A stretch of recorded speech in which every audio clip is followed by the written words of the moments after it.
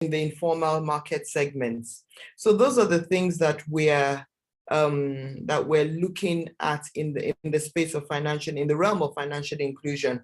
But what we have a product development lab, and in that product development lab, we actually do have a fuller product set in terms of going from end to end, in terms of using customer-centric design techniques to develop your products and services. But what we felt was that let's begin to share some of our knowledge from the product development lab, and in bite sizes for people who want to learn independently to come and learn and absorb some of the knowledge and things that we want to do in the financial inclusion space. So morning and welcome everybody. So this morning we're going to run through basically just taking you through the process of concept testing, and then I'll give a presentation defining and introducing it. And the whole idea is to go into a breakout session to do some concept testing demonstration, and then come back and debrief before we call it a day. But before I start, I just want, can someone just by the show of hands or something or the other, tell me, what happens to a good idea? How do you know an idea is good? Just anybody, any answer. How do you know an idea is good? So every day we're having these brain waves and these storms, right? But how do you know when it's a good idea? Does anyone want to try and provide me an answer? Please don't be shy. The whole idea is that we're here to learn. There's no right or wrong answer. So it's just to sort of share our thoughts. Does anyone want to tell me how do you know something is a good idea? Thank you. Yes, please go ahead, Rosemary. Well, I believe an idea will be termed good if it seeks to solve a particular problem that already exists. Okay, great. So Rosemary says an idea would be good if it solves a problem. But Rosemary, at what point will you know if the idea is good or not? Maybe if people are willing to pay for it to solve their problem. People are willing to pay, but can you give us like a timeline? So let's say you have an idea today, right? That idea, by the time, would it take 1 day, 2 days before you know if the idea is a good one or a bad one?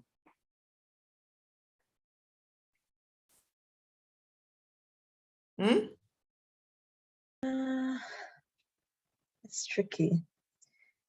Okay, for me, if it seems to solve an existing problem now, and people can pay for it, and if I can bring it to market within a relevant time, it depends on how large the project will be anyway. So in terms of timing, I'm not sure I can really put my finger on it, but I think it will be dependent on what the project is and how soon I can bring it to market, assuming all things are equal. Okay, so again, Rosemary, assuming all things are equal, let's say it takes you 3 months to develop the idea and take it to market. So let's assume that how long does the product stay in the market before you know if it solves the problem or not? Any thoughts? Yes, Bright and Ebenezer, I'm trying to get a time frame. You see, because it's all well and good to say, oh, a product solves a problem, but from our experience, how long does it take for us to actually know if a product is solving a problem or not? So Shala, you want to give it a go? Yes, Prof. I think normally a product is tested for like 3 to 6 months for piloting. So that period is enough to determine how sustainable the product will be, and if there will be necessary for any adjustments to be made to make the product better and to really satisfy the customer and meeting their needs.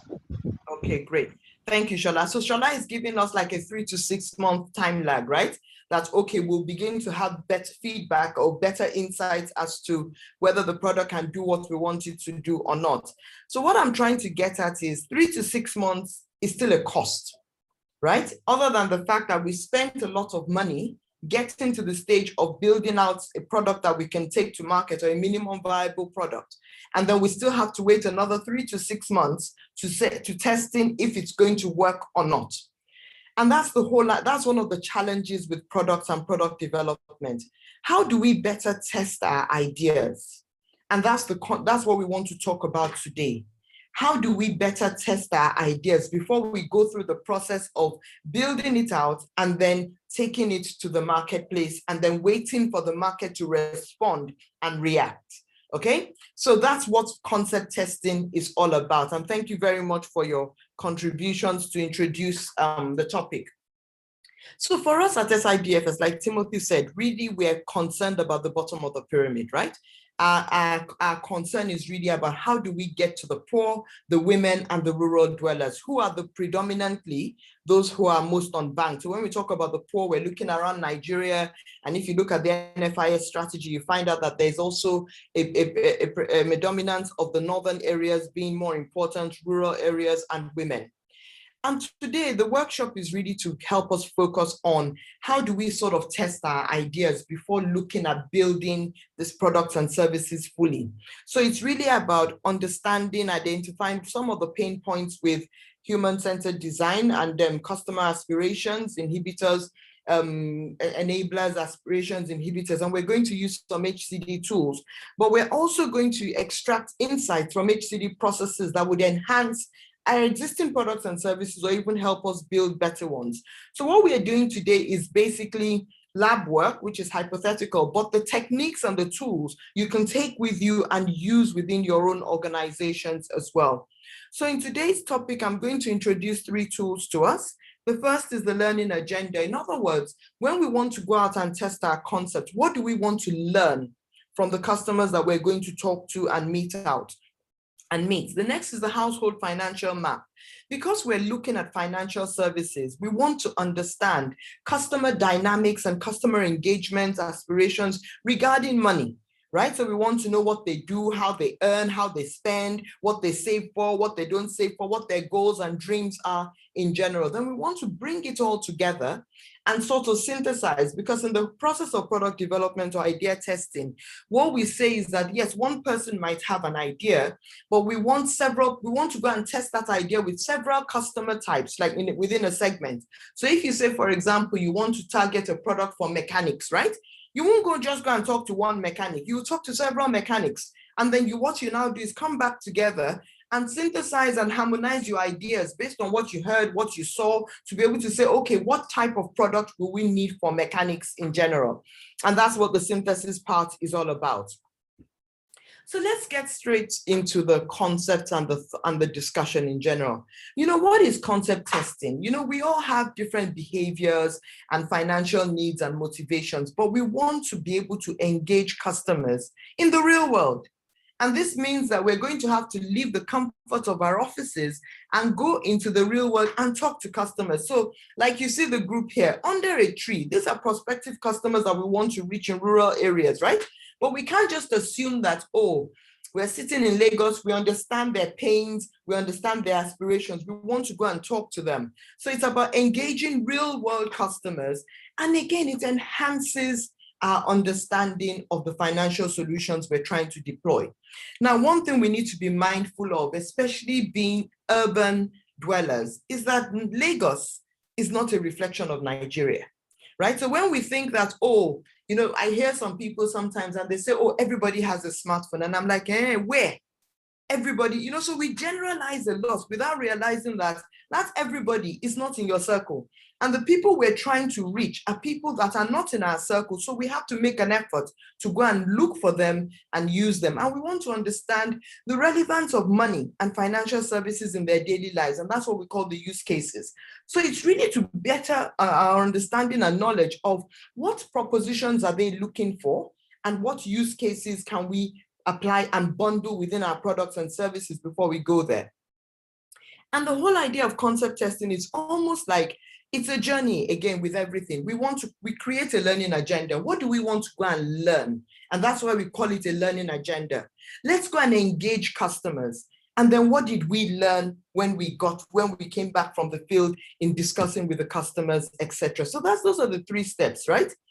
And so when we talk about the learning agenda, it's really, there are many questions you can go and ask a customer based on the hypothesis. So let's say your idea is, oh, I want to create a digital loan product, for example, right? We've already narrowed it down. Oh, I want to create this loan product for farmers or market women. Let's say not even market women. Let's even use Meshai, the people that sell tea, right? The Hausa people that sell tea. I want to create a loan product for the people that sell tea. That's the idea you have, right? Because I think that a couple of weeks ago, someone shared a picture, I think it was Timothy, of one of these kiosks that had been modernized and digitized. So now you want him to be able to do digital loans or digital payments or something or the other. Think about it, right? And that's what you have. So that's the hypothesis. But you now want to test out some of this hypothesis and going and talk to this Messiah and saying, okay, how do you sell tea? How much tea do you sell a day? So you can understand their financial flows and their real needs, rather than sitting in our office assuming we know what this Messiah do or how they do. And because they're also around Nigeria, we might also want to test out, okay, what is the difference between those in the urban areas and those in the peri-urban or rural areas, et cetera, and to be able to best understand their needs and goals. Okay, and what the learning agenda does is, again, it's about going to learn. First of all, we want to learn demographics, right? Age, gender, location, rural, urban. Again, what type of people are we dealing with? Because sometimes you might be surprised that when a lot of people think about, especially when you look at Uber drivers and things like that, a lot of them are educated, even up to degree level in general. Household, where do they live? What's their livelihood? How many people are they supporting? Because that's also important to them to understand the fact that, see, they have to succeed because they have dependents and responsibilities. And then again, another thing we want to understand, because we're talking about digital financial services, right? We want to be able to understand what is their level of digital literacy and usage. And this is where, other than even asking questions, observation comes in as well. What type of phone do they use? Is it a feature phone? Is it a smartphone, et cetera, et cetera? Then you want to understand their family context and their economic role in the household.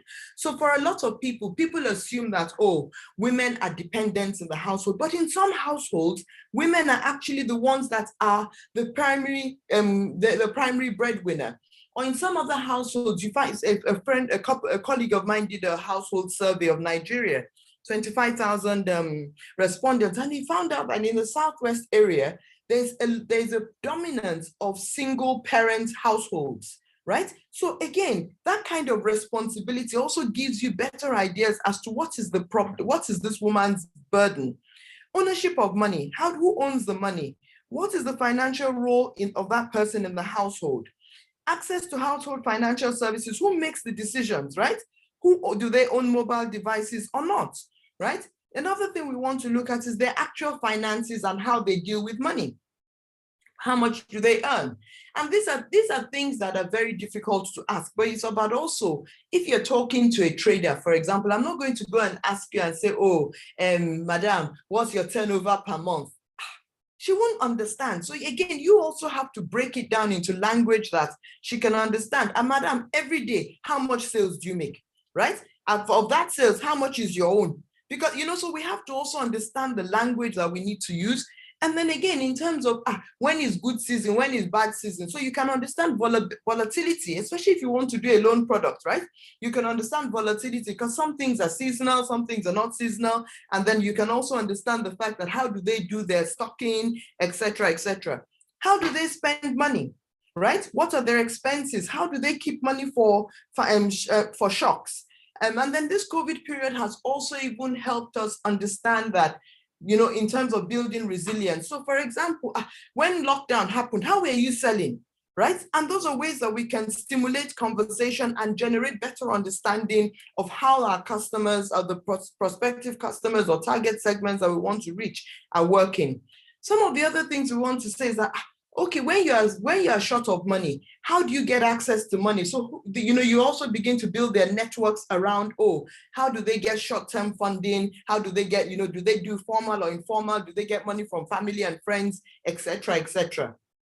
Then you want to look at financial behaviors and strategies and tools that they use. So how do they shape their income? So for example, if it's a retail trader, you can ask questions around, oh, how do you want to grow your business? How do you want to manage your expenses better? So when you talk to people who are selling fish, for example, one of the strategies they do is that they aggregate in a common location so they can share resources like freezer, etc., etc. And then it's easier for everybody to manage rather than everybody trying to own their own assets. How do they save or build reserves, cultivating receivables? And this is about customer management strategies. In other words, generating frequent markets and things like that, planning and prioritization, use of formal and informal financial services.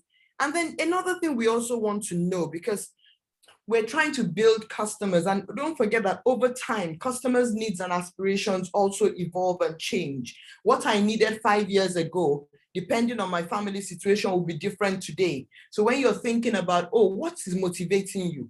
Why are you doing this? What are your financial needs? So sometimes you find out that a lot of people have aspirations around their children, right? And so when you look at, oh, what ages are your children today? So in another 4 or 5 years, oh, maybe your children will be going to secondary school, your children will be going to university, etc. So understanding their needs today, but also helping them project their future goals and aspirations.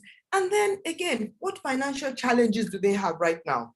What happens with money in their hands? Are they always broke, or what challenges do they go through?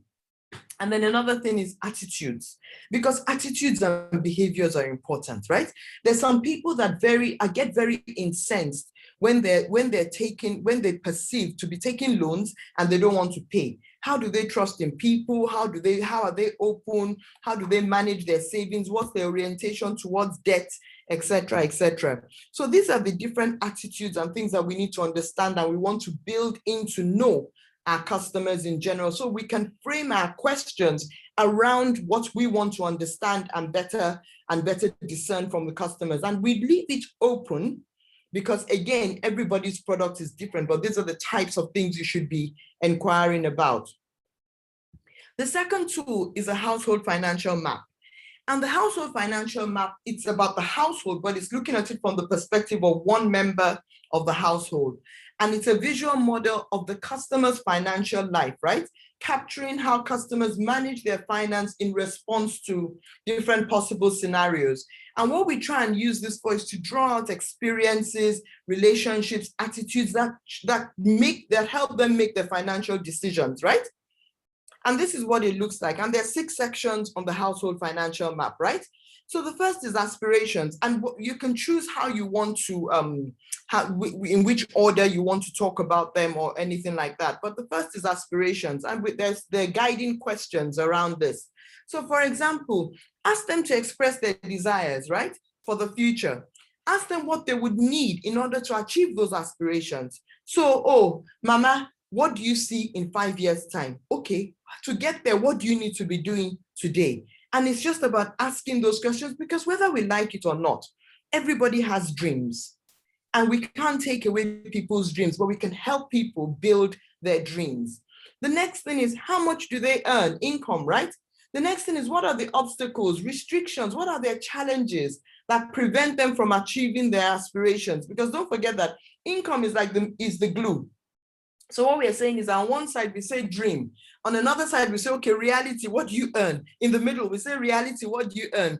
And on the other side, we say, okay, what is stopping you from achieving those goals and dreams and realities in general, right? The next thing we want to do is, looking at the bottom, we're now saying, okay, assets, what do we have, right? In terms of assets, and these assets could also be movable and non-movable assets as well. So some people might say they have cattle and ask how much each of these assets is.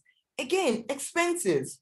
What do they spend? What are their daily expenses? What are their monthly expenses? This is where you will hear people who have dependents and they have to send money to their dependents or pay school fees for their siblings, etc., etc. And then we also want to ask them, again, what financial tools do they use to manage? And when, the language has to be appropriate and contextualized. So when we say financial tools, we say, okay, how do you manage all your money? And then they will begin to tell you, oh, when I get money today, I keep some aside. So they have a savings culture, right? When I get money today, sometimes they say, some people will say they have different kitties, some for skill fees, some for this, some for that. And so you can begin to better understand their culture and their practices around the tools that they use, etc., etc. And that's what the household financial map helps us capture. And this is what one looks like when you fill it out. So the whole idea is just to use Post-it notes and fill it out while you're in the field, okay? And then you begin to understand, oh, do they have an account? Do they not have an account? What are their aspirations? What are their goals, etc., etc. Now, having done all this and having said all this, so assume that you have different teams who have gone to, let's say different people have gone to different markets, right?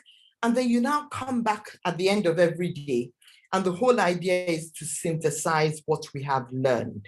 Because don't forget that we're looking at the same segment of people, but we've heard different interesting facts about the representatives from those segments. And what we now want to do is, okay, how do we harmonize all that we've heard into a common household financial map for the concept that we want to test in this market segment? And so that's where the synthesis comes in. And at the stage of synthesis, what we are really looking at is, again, it's a collaborative process. And it's one of those things where we say, please, when you're trying to do your synthesis, put away your mobile phones, let there not be any distractions. And then how do we come together and say, okay, what are the aspirations of these types of people? And every team member that has gone into the field will build onto the concept and add to the concept, because we all heard different things from different representatives, right? So it's about how do we synthesize and harmonize or aggregate the data that we gathered in the field. And again, it's not a finite activity. It's an ongoing process, but it also helps us, again, hear the stories of our colleagues who went into the field and better understand the diversity around the customers we're trying to serve. Because let's say, for example, we chose a specific segment of market traders, but there are different types of market traders. What differentiates market traders? That's when we begin to get the detail. So you might find out that somebody that's selling provisions and dry foods, the way they think is different from the person that's selling wet foods, etc., etc. But we're trying to build a product across that segment. So how do we distill and discern the value propositions and the use cases in all? So I'm going to stop there. And the next thing for you is that you've heard me talk about three things: the learning agenda, the household financial map, and the synthesis. So what we want to do is we want to put ourselves into groups. And in those groups, my team will give you instructions. I think we'll do about two groups. And what we want to do is we want people to play three different roles. One is going to play a customer. So for example, group number one, you're looking, the product idea, the concept is micro savings. And you're talking about petty traders. So let's say petty traders are the ones that sell with buckets on their head, and they sell the herbal medicine, they sell all sorts of those buckets of gin and all sorts of things, right? You also have the type of petty traders that sells puff puff in Aja market, etc. So we want one person to play that role in the group, right? We want the second person to be a facilitator, and then the third person will be an interviewer. The facilitator is also the one going to be asking the questions. So what we want you to do is play those different roles, and somebody is taking notes and report, and we'll report back. And then, so basically the process is, I think if we have, Ibukun will guide us in terms of how many people we're going to have in terms of playing the customers, because it's a role play. So maybe one person will play, or two people will play customers, and one facilitator will interview two different people to get different perspectives. And then you'll do some synthesis, and then you'll come back and sort of say, okay, this is how our household financial map looks like based on the conversations we had. So we want to say 30 minutes for the role play. So, but basically don't forget that you have to build your learning agenda first and just think about the questions you want to ask. So we'll do 30 minutes for the role play, 10 minutes for the synthesis, and then we'll come back and debrief. Ibukun, did I get that right? Yes, ma'am, completely. Okay, so I will hand over to Ibuku in terms of the breakout rooms, but before we do that, any questions at this time? Any questions at this time? You know, it's always easy to listen. Now, when it comes to doing it, you now have to say, okay, what did she say?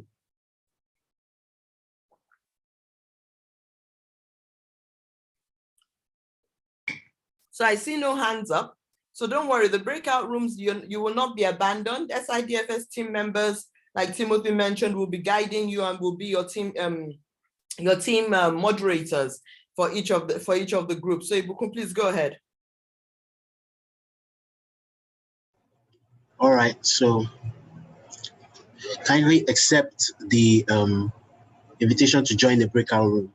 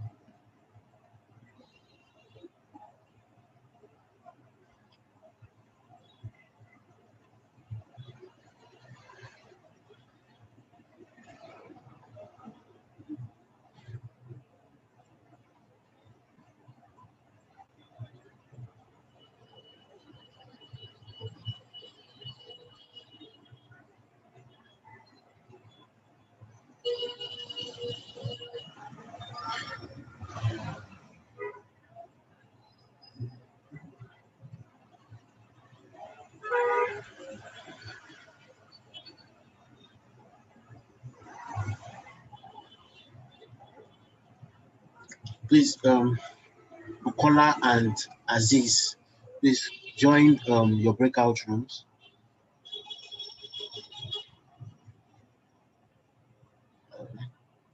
So,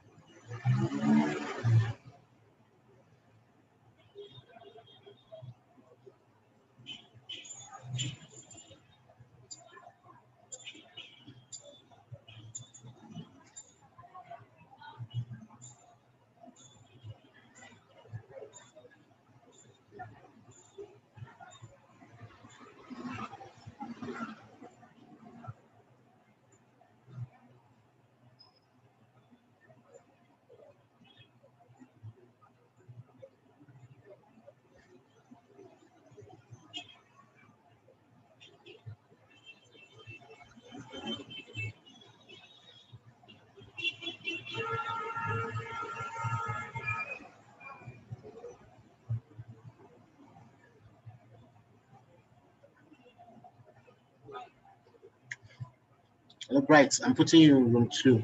Kindly join the breakout room so you can start the workshop exercise.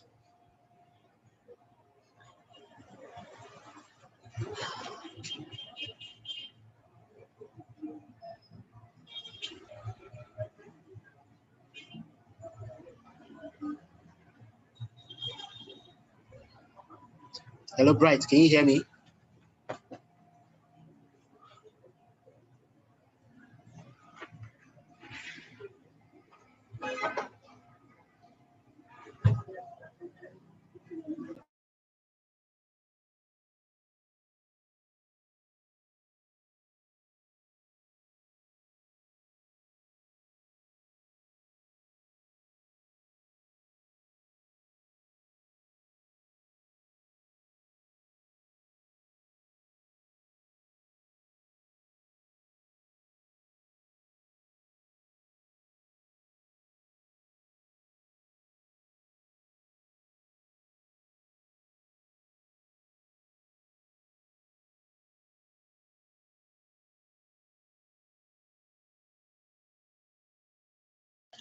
Welcome, Abimbola.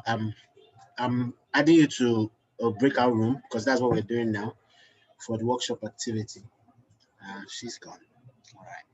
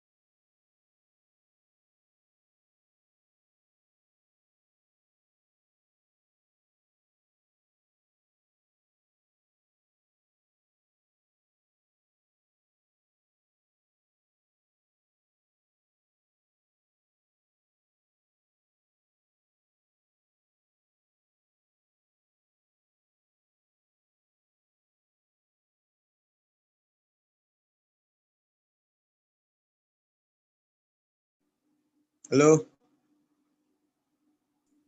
We're back. We're here. Okay.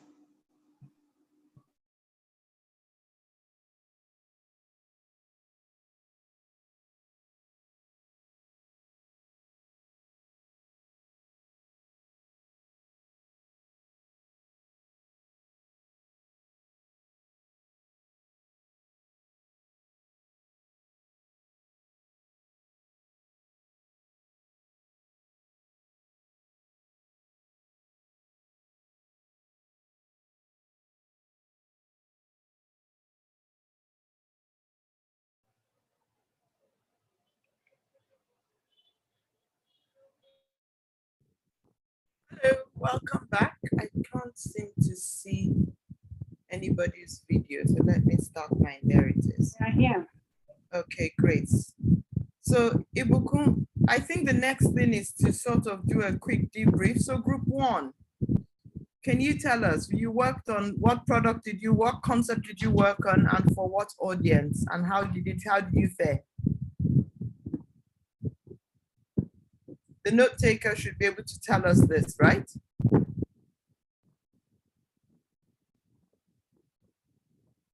One? Yes, Abayomi or Abisoye, please, could you stand in for us? Okay. Good morning, everyone. Right. So we discussed the micro savings idea. Our petty trader is Edward.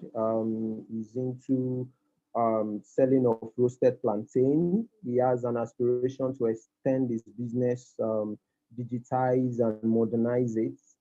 Makes people to order online and get a better shop for people to come, like a restaurant, to come and eat.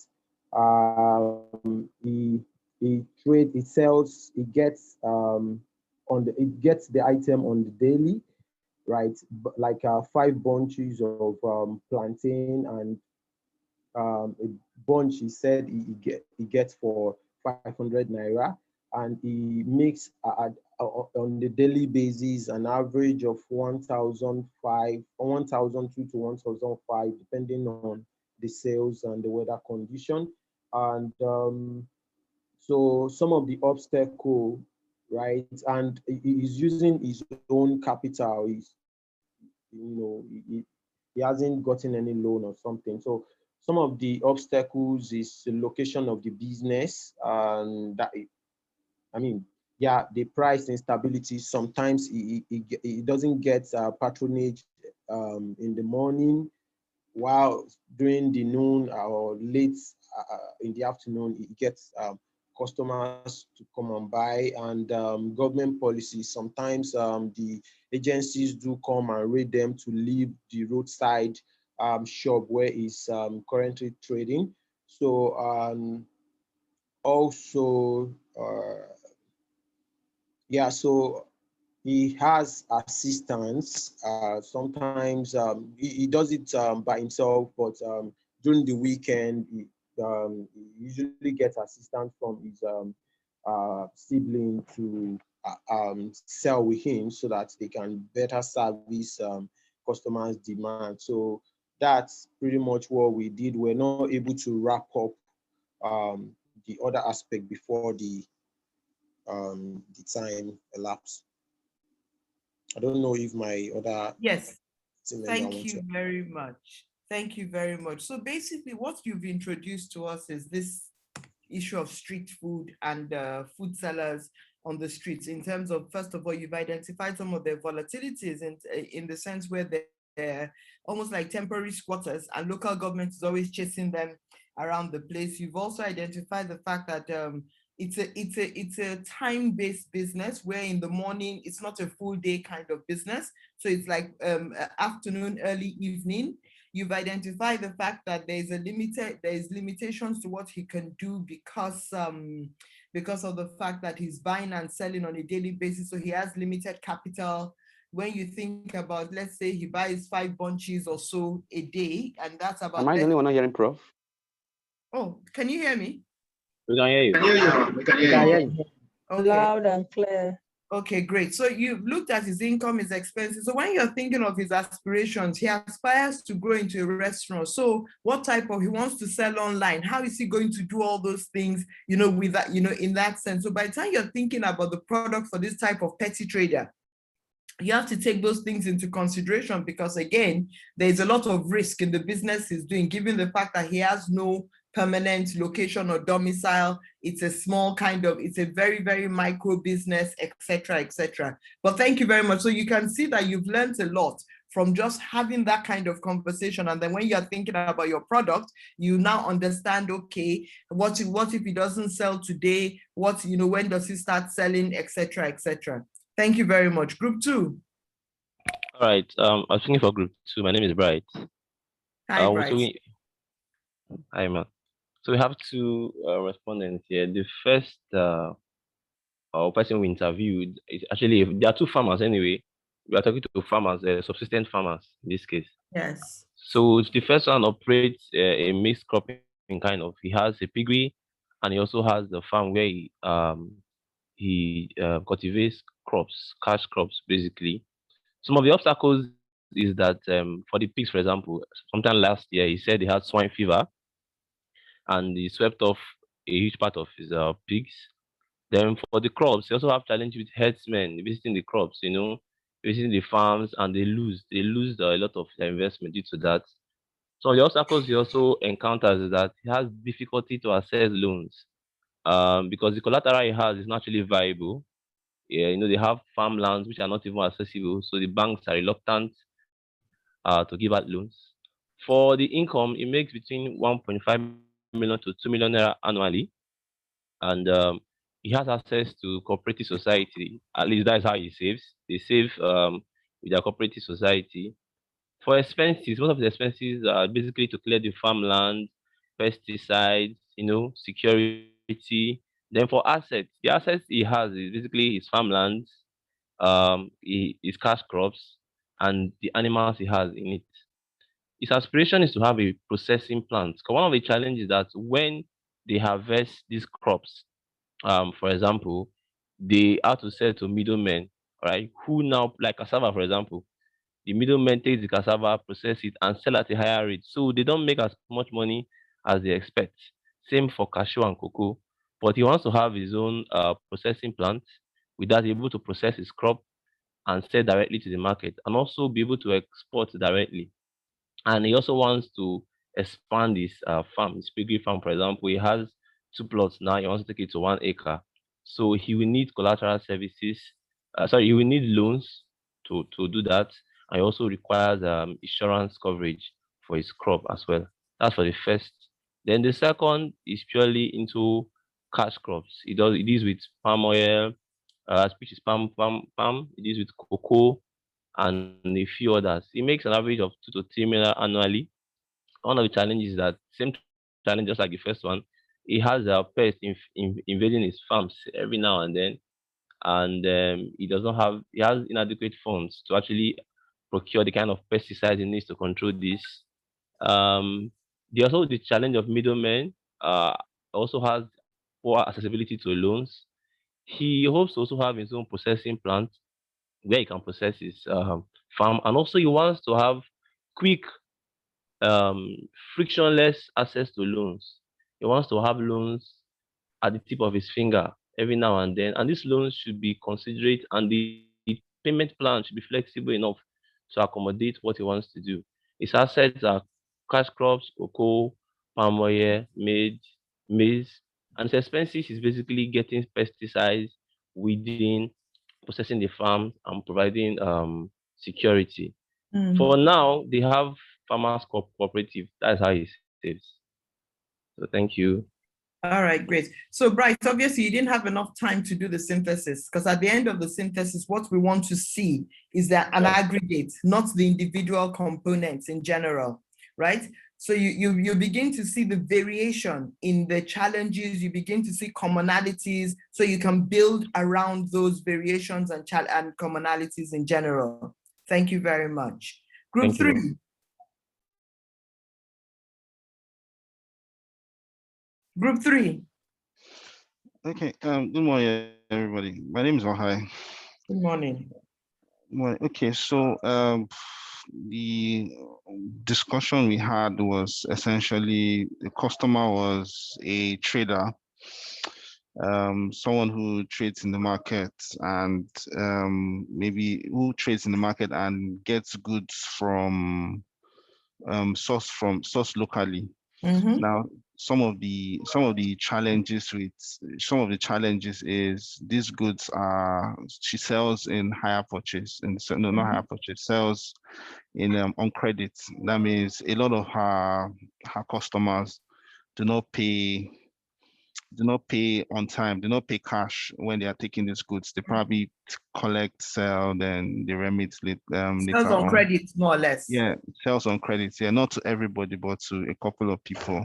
Mm-hmm. We also realize that the profit margin is not consistent in the sense that on the average, we're able to get, okay, let's say she makes about 20,000 a week, but that's on the average. It could be more, it could be less, but that's the average, depending on maybe on market forces, how they affect business generally. Then the general primary funding for this business is it's personal, essentially. Her family, that's her husband and herself. That's how they get funding for this. And when we went further to say, okay, do you have a bank account and stuff like that? So yes, she has a bank account, but the bank account is not essentially where she puts her money. So she's more comfortable putting her money or saving her money with the local Ajo man. Because those ones they kind of like, because they are job people, maybe they kind of like personalize the way they save money. So over time they build trust with the Ajo people. And yes, from the feedback we got, the Ajo person has not failed over a couple of years. So, but of course she has a bank account, but the bank account essentially is for people who typically come and say, oh, I don't have cash, but because now she recognizes that they also need to collect money from those people. So the bank account is what they use to collect money from those subsets of people. But the information is that those people are not essentially a lot. Now, drilling the customer further, I also realized that yes, the customer is not so tech savvy, because customer can use a smartphone, but essentially what she uses on it is things like WhatsApp, basic smartphone features, and she's not highly literate. She's literate, but she's not highly literate. So when we moving on from all the interview, when we went into our brainstorming session, essentially what we realized is that primary source of funding, it seems to be a challenge. Then we talked about saying we need to teach her how to save. Now, solving the problem of teaching her how to save. We talked about creating an app that will. Okay, you're going into products. Okay, we're just trying to say, what are we learning from the customers? We're not looking for solutions yet. Okay. I'm just going on based on things we talked about. Okay. Okay. So essentially that was all we talked about. Okay. So imagine you at the bank, for example, that had turnover or very little turnover or activity on the bank account. So that's already a product that you're trying to sell. How do we revitalize the relationship?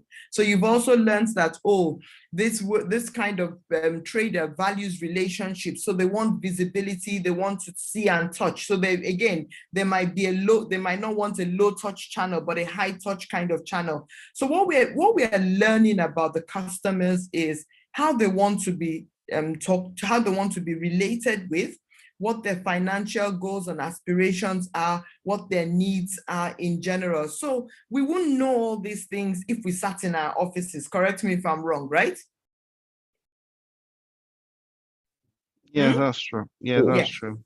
So, and the whole idea is to sort of say, how do we go out and learn about our customers? Because if we really want to close the gap and ensure that the products we build, and I started out, when I started this morning, I asked about, oh, how long will you know if your idea is a good idea, right? So imagine if, as Ohai was talking, and they had built app, built solution, built this, and then they take it to the market, and then having spent all that money, they now realize that, oh, all she really needs is just someone to come and work with her and guide her once a week, right? But then imagine the investment that they've put into that app and all these solutions that they built, if only they had gone and spoken to their customer, okay? And that's what we're trying to say here, that sometimes, the whole idea of going from ideation before you get to prototyping and piloting and things like that, it's really testing out using manual methods and processes before you make that commitment and investment to saying this is what it is. Because another thing I heard in the presentation by Abisoye as well as Bright is the importance of insurance. So for example, Abisoye, this Bolisela, it could be that, oh, how can we also ensure that he's provided insurance for loss of income due to the fact that local government might come and disrupt him, right? Because that's his own concern, that he has a steady amount of, a steady stream of income every day. Bright, the same thing with your farmer. How do we ensure that farmer losses are minimized, right? Or are managed? Then how do we, okay, might be that, oh, how do we actually provide them? They don't, because the two of them that you spoke of want to do their own processing. But then again, does everybody need their own processing capacity? Can we buy one processing capacity for a community? And that might be the way we sort of establish the businesses, that you're enhancing farmer, you're empowering farmers, but not by them owning the assets, but by them having access to the assets, etc. So by hearing all these things, you begin to realize that, oh, there's commonalities, there's interest that we can pick out from, and then there's also ways we can build partnerships, because we might not be able to deliver all the products and services required. So we might also want to build partnerships around how we deliver the products in general. I think there were only 3 groups, right? Correct me if I'm wrong. There's one more group, group 4. Oh, one more group, group 4, please go ahead.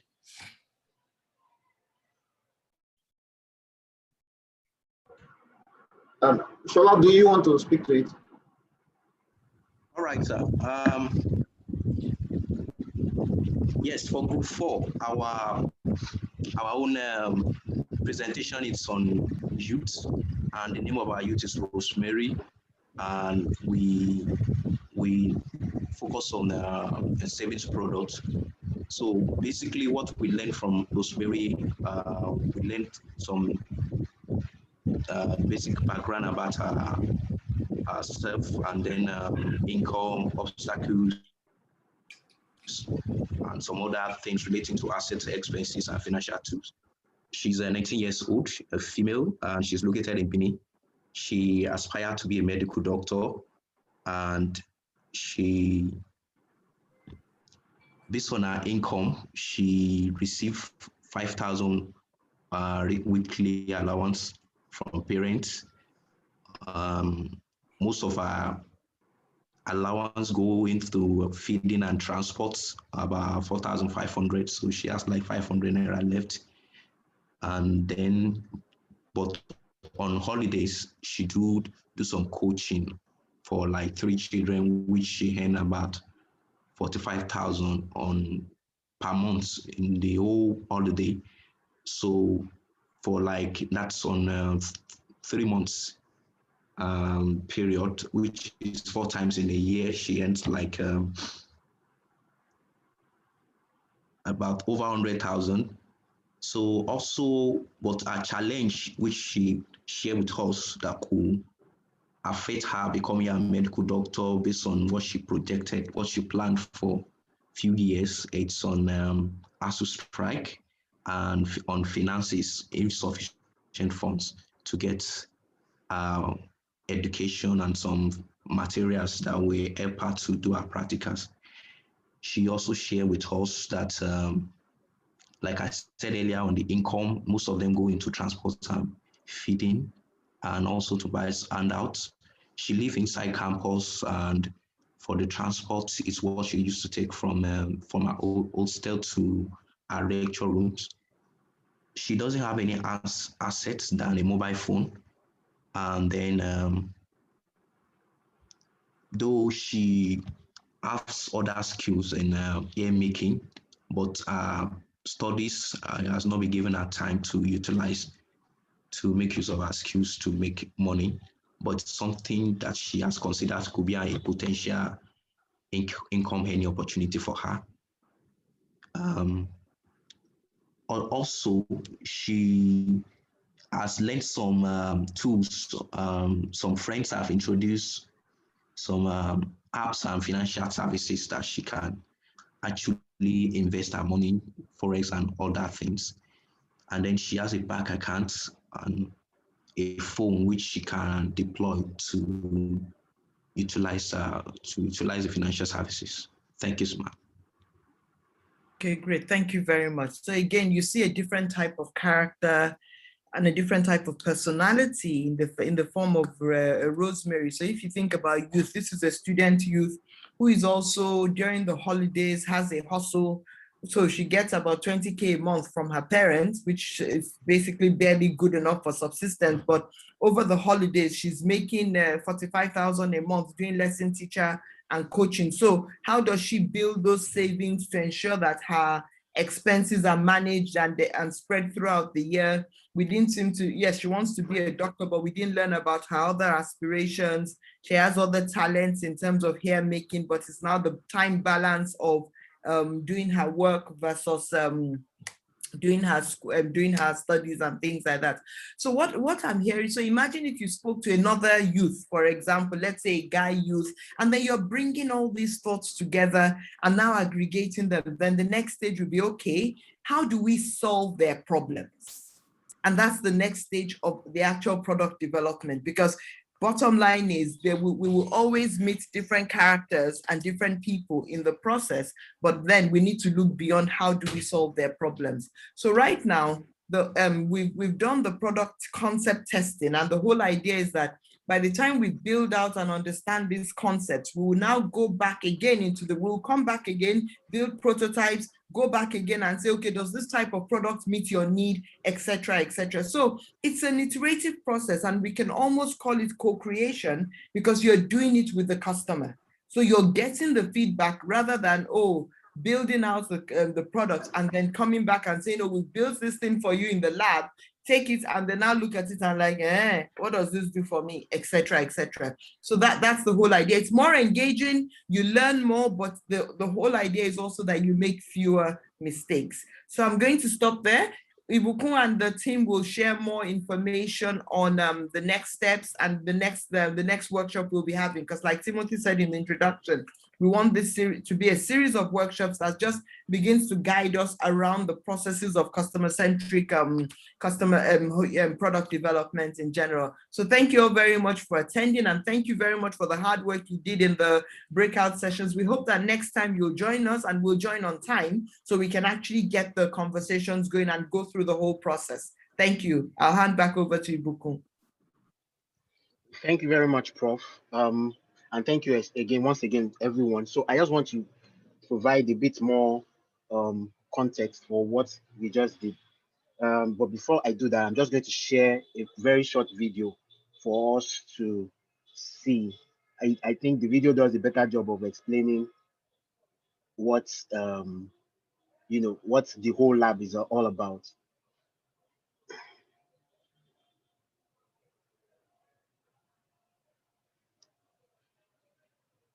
Can you see my screen? It's still blank. Yes, but it's blank. I can see it, but it's blank. All right, thank you.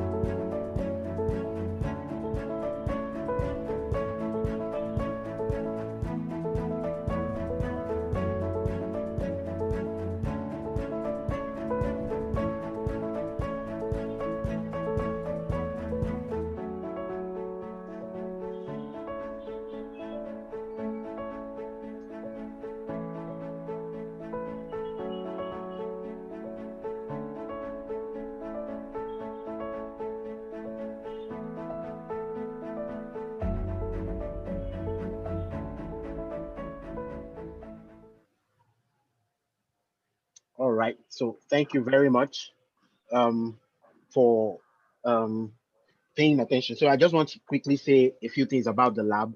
Um, from what we've done today, this lab, this particular workshop was just an excerpt from the entire lab experience. The lab itself, it's a full smorgasbord of activities, process from end to end of, taking your ideas or your concepts all the way to the prototyping stage.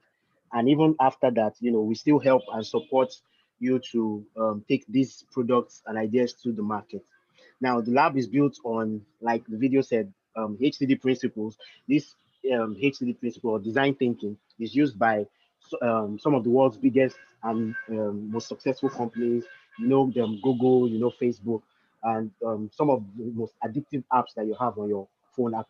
They use this HCD design thinking process to develop some of these products, and that's the reason why they're so catchy and it's so hard and difficult to let go of them. Now, lab admits teams, not individuals, so you can't apply as in just yourself, because maybe you're interested and you want to. You have to come in with your team, preferably your product development team. So if you're interested, it's something that you need to begin to speak to your management or even your team lead, and you can apply as an institution, or you can apply as a team. So maybe your product development team or department wants to join the lab. We are very open to that. You can bring in existing products that you have which are underperforming, that you have products that are not performing as well as you would want, or you're trying to figure out what exactly is the problem with those products. The lab can help you fix that.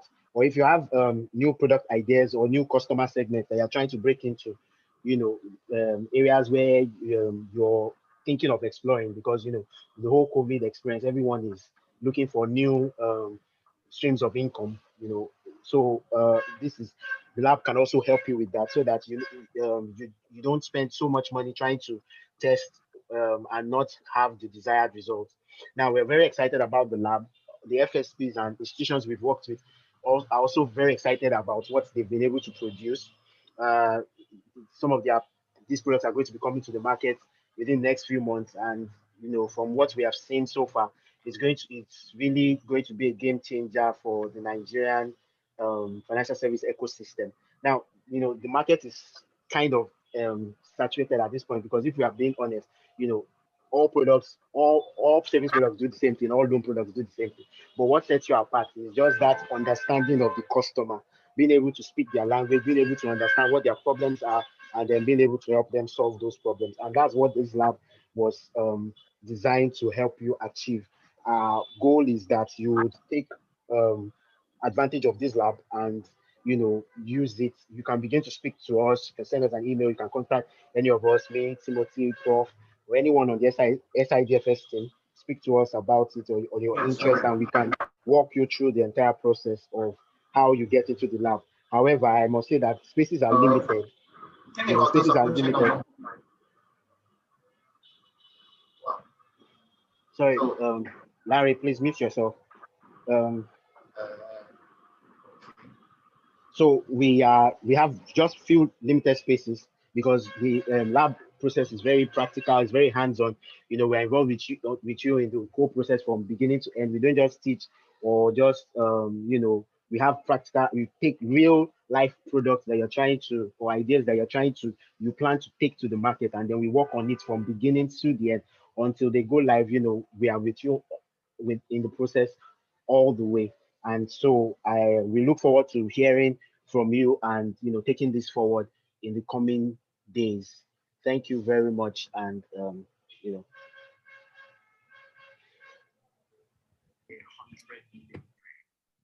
Okay, thank you very much, Ibukun. Prof, do you want to say something? No. Over to you. Okay. Thank you. Okay. Thank you very much. I think Ibukun has sort of given us full details about the lab. So we'll look forward to your calls. I'll be happy to take your questions offline. So at this point, I'd like to thank everyone for your participation. And I believe they will be contacting you shortly on the next workshop I will look forward to seeing you then. Thank you very much and have a great week ahead. Thank you. Thank you. Thank you all very much. Thank you. Thank you, everybody. Bye-bye. Thank you, Prof. Thank you, Timothy, everybody. Thank you. Thank you, everyone. Thank you, Prof. Thank you so much. Thank you, Timothy.